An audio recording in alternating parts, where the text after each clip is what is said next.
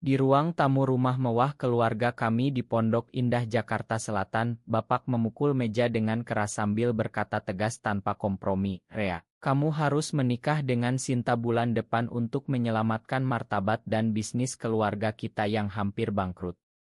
Aku berdiri membeku di tempat, dada terasa sesak oleh campuran ketakutan dan amarah. Tapi saat mataku tanpa sengaja bertemu dengan Arya, kakak laki-laki Sinta yang berdiri tenang di sudut ruangan dengan senyum sopan dan tatapan hangatnya, dunia seolah berhenti berputar dan ada getaran aneh yang tak bisa kuabaikan di hatiku. Malam itu adalah awal dari segalanya yang tak pernah kubayangkan. Keluarga kami sedang menghadapi krisis hebat.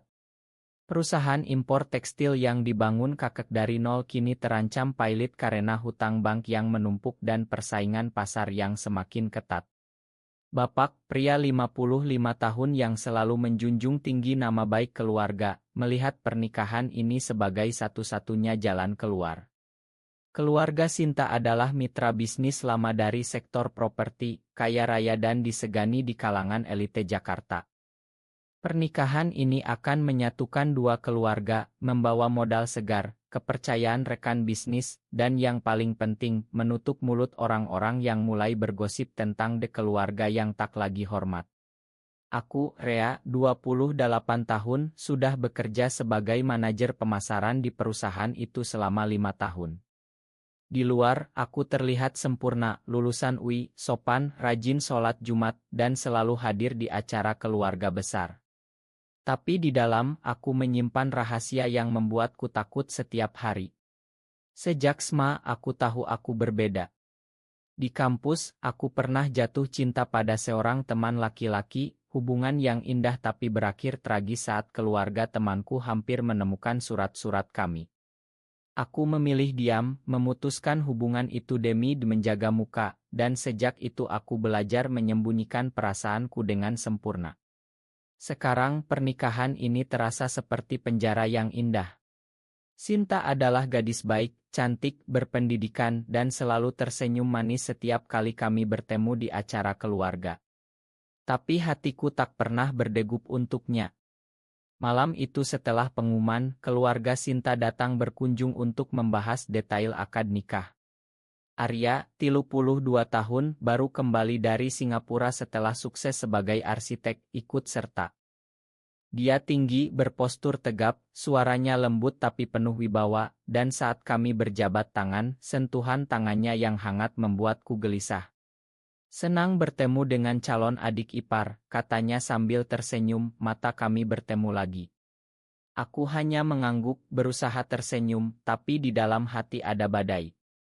Kenapa aku merasa seperti ini? Ini salah. Ini haram. Ini akan menghancurkan segalanya. Besok paginya, aku pergi ke kantor dengan pikiran kacau. Rekan kerja bertanya kenapa aku tampak pucat, aku hanya bilang capek karena persiapan pernikahan.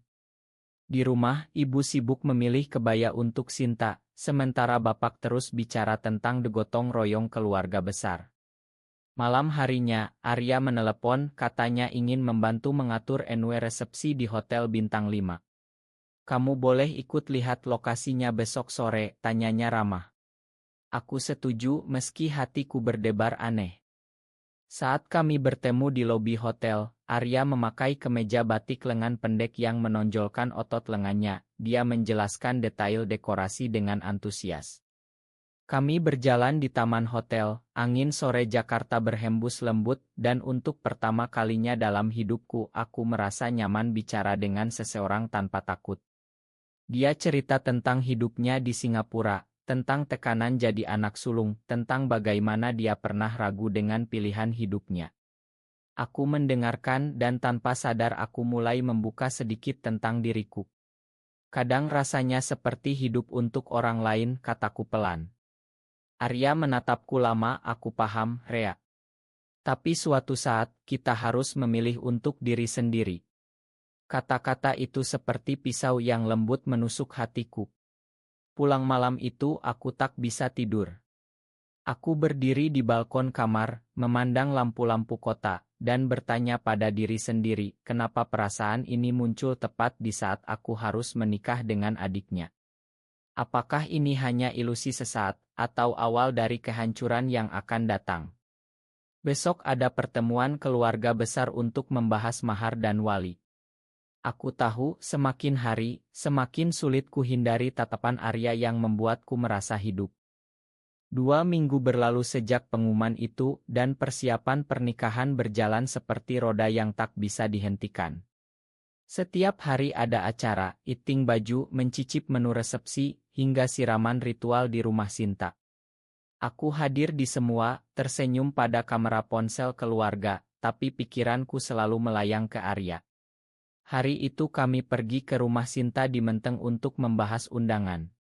Sinta menyambutku dengan pelukan hangat, "Kamu baik-baik saja kan, Mas Rea?" Kelihatan capek. Aku mengangguk, merasa bersalah karena tak bisa membalas kasih sayangnya dengan tulus. Arya keluar dari ruang kerjanya, memakai kaos polo hitam yang membuatnya terlihat semakin karismatik. "Mari kita bahas dulu," katanya sambil mengajakku ke teras belakang yang teduh. Kami duduk berdua, angin sore membawa aroma bunga melati dari taman. Arya membuka map undangan, tapi pembicaraan cepat bergeser ke topik pribadi. Dia cerita tentang masa kecilnya bersama Sinta, bagaimana dia selalu melindungi adiknya dari segala hal. "Sinta bahagia banget sama pernikahan ini," katanya pelan, matanya menatapku lekat. Aku menelan ludah, merasa ada yang tak beres dengan perasaanku sendiri. "Aku juga senang," jawabku bohong. Tapi Arya tersenyum tipis, seolah tahu ada yang disembunyikan. Malam itu, setelah pulang, aku menerima pesan darinya, "Besok pagi kita ketemu di kantor proyek keluarga. Ada yang mau kutunjukkan." Aku setuju meski hatiku berperang. Di kantor proyek di kawasan Sudirman, Arya memperlihatkan desain gedung baru yang akan jadi bagian dari merger. Dia menjelaskan dengan penuh semangat, tangannya menyentuh layar tablet dekat tanganku. Saat itu, jari kami bersentuhan sekilas, dan listrik seolah mengalir. Aku mundur cepat, berpura-pura okus. "Kamu punya bakat arsitek yang luar biasa," kataku untuk mengalihkan. Arya tertawa pelan, "Tapi kadang aku merasa sendirian di antara kesuksesan ini." Kata-katanya menyentuh sesuatu di dalamku.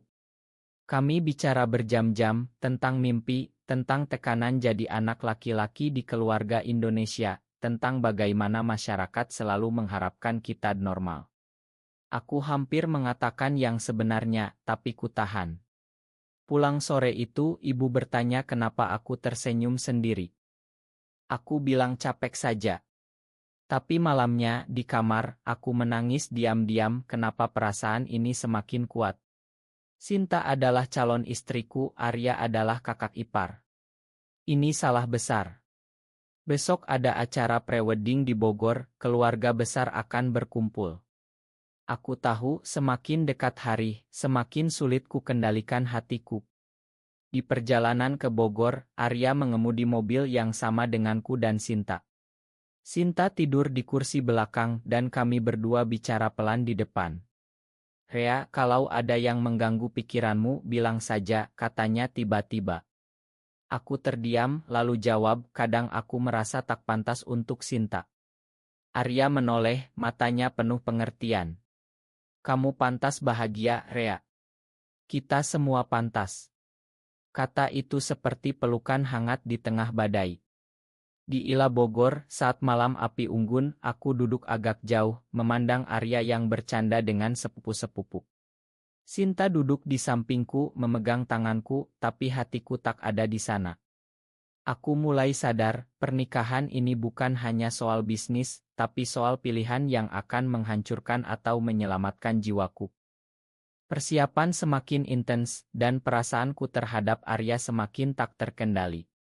Acara siraman di rumah Sinta berlangsung meriah, dengan air kembang yang harum dan doa-doa keluarga. Aku berdiri di samping Sinta, tangan kami diikat dengan kain batik, tapi pikiranku melayang ke Arya yang berdiri di barisan depan, memandangku dengan tatapan yang sulit kubaca. Setelah acara, saat tamu pulang, Arya mendekatiku di taman belakang. Kamu tampak gelisah sejak tadi, katanya pelan, suaranya seperti angin malam. Kami berjalan menyusuri jalan setapak, daun-daun bergoyang pelan. Aku cerita sedikit tentang masa kuliah, tentang tekanan bapak yang selalu bilang laki-laki harus kuat, harus nikah, harus punya anak. Arya mendengarkan tanpa menghakimi, lalu cerita tentang pengalamannya sendiri, bagaimana dia pernah ragu dengan jalan hidupnya di Singapura. Kadang kita harus berani menghadapi diri sendiri, katanya sambil menyentuh bahuku sekilas. Sentuhan itu membuatku gemetar. Malam itu di Ila aku tak bisa tidur. Aku keluar ke balkon dan Arya sudah di sana, memandang bintang. Kami bicara sampai subuh, tentang mimpi, tentang ketakutan, tentang apa artinya menjadi laki-laki di Indonesia. Aku hampir mengaku, tapi ku tahan. Keesokan harinya ada acara keluarga besar di rumah kami. Sepupu-sepupu bercanda tentang pengantin gugup, Sinta tertawa, tapi aku melihat Arya menatapku dari kejauhan dengan khawatir. Di tengah keramaian, ada momen saat kami berdua di dapur mengambil minum. Rea, kalau ini terlalu berat, kita bisa bicara, bisiknya. Aku menggeleng, tapi air mata hampir jatuh. Pulang malam, bapak memanggilku ke ruang kerjanya. Jangan buat malu keluarga, Rea. Pernikahan ini segalanya. Kata-kata itu seperti palu. Aku pulang ke kamar, menatap foto keluarga, dan merasa terjebak. Hari-hari berikutnya, aku mencoba menjauh dari Arya, tapi takdir seolah mempertemukan kami. Di iting baju, Arya ikut membantu memilih dasi untukku. Kamu tampan sekali, katanya sambil merapikan kerahku, napasnya dekat. Aku mundur, tapi hatiku tak mau. Sinta melihat kami, tapi dia hanya tersenyum, tak curiga. Aku mulai merasa bersalah besar pada Sinta, gadis yang tak tahu apa-apa. Di sebuah pertemuan bisnis keluarga, Arya memperkenalkanku sebagai calon adik ipar terbaik. Kata itu menyakitkan sekaligus manis. Malam itu aku menulis di buku catatan rahasiaku, aku jatuh cinta pada orang yang tak boleh. Tekanan semakin berat saat gosip mulai beredar di kalangan teman-teman, Rea kelihatan dingin sama calon istrinya. Aku berusaha lebih dekat dengan Sinta, tapi setiap kali Arya ada, duniaku berubah. Di perjalanan pulang dari acara, mobil macet di tol, kami bertiga di mobil. Sinta tidur, Arya dan aku bicara pelan tentang masa depan.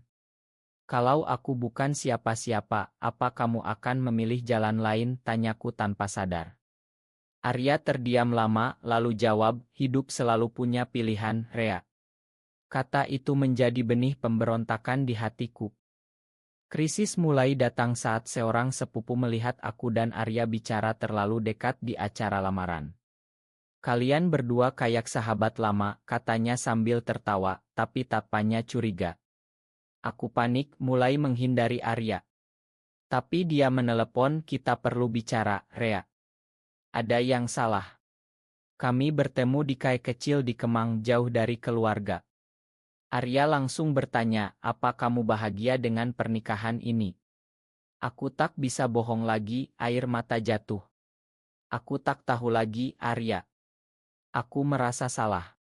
Dia tak marah, justru memegang tanganku di bawah meja, aku di sini untukmu. Momen itu adalah tik balik, tapi juga awal masalah. Sinta mulai merasakan keanehanku, dia bertanya kenapa aku sering melamun.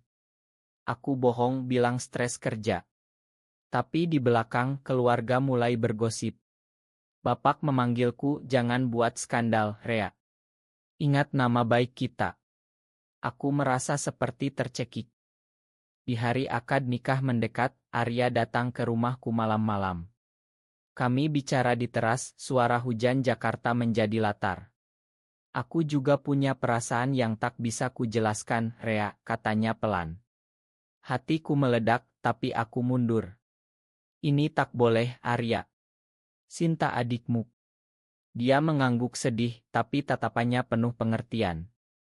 Besoknya, ada pengkhianatan kecil, sepupu itu bilang pada Bapak bahwa dia melihat kami terlalu dekat. Bapak marah besar, memukul meja lagi, kamu mau hancurkan semuanya. Aku diam, tapi di dalam hati ada api yang menyala. Aku mulai sadar, aku tak bisa hidup bohong selamanya. Sinta datang, matanya merah, Mas Rea, kalau ada yang salah, bilang ya. Aku peluk dia sebagai saudara, tapi hatiku hancur.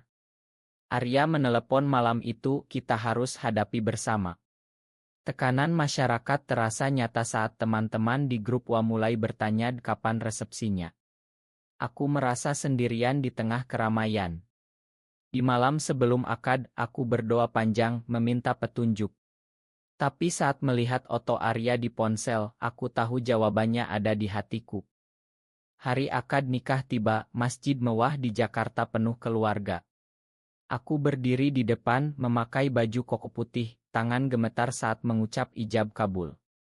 Sinta tersenyum bahagia di balik cadar, tapi mataku mencari Arya di barisan. Dia berdiri tegap, matanya penuh dukungan dan kesedihan. Setelah akad, resepsi dimulai, musik gamelan mengalun, tamu beroto. Aku dan Sinta duduk di pelaminan, tapi saat Arya mendekat untuk selamat, tangannya menyentuh bahuku lebih lama. Kamu kuat, bisiknya. Malam itu, di kamar hotel honeymoon, Sinta tidur lelap, aku keluar ke balkon, menangis. Arya menelepon, aku tak bisa diam saja, Rea. Aku sayang kamu. Kata itu seperti bom. Kami bertemu diam-diam di lobi hotel tengah malam, bicara pelan di sudut gelap. Aku tak mau menikah lagi kalau ini artinya menyakiti kamu, kataku. Arya memelukku sebentar, hangat dan aman. Tapi suara langkah membuat kami terpisah. Keesokan paginya, Bapak menelepon marah, ada yang bilang melihat kami. Krisis meledak. Sinta tahu sedikit, dia menangis, Mas, kalau kamu tak bahagia, kita bicara. Aku cerita sebagian tanpa detail Arya. Dia terkejut tapi tak marah, kita cari jalan keluar bersama.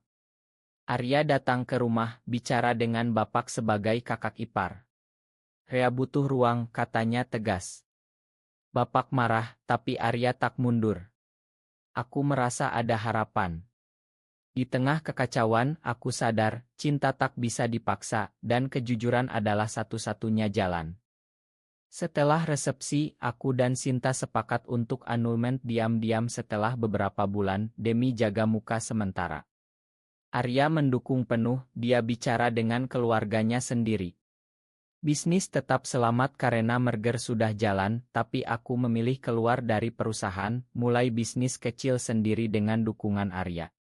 Kami bertemu sering, sebagai sahabat dulu, lalu lebih. Sinta bahagia dengan pilihan baru, dia bilang ya aku ingin kalian bahagia.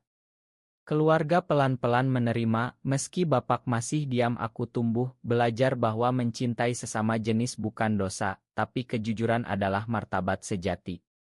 Sekarang, aku dan Arya hidup dengan hati terbuka, meski pelan-pelan di masyarakat yang masih sulit.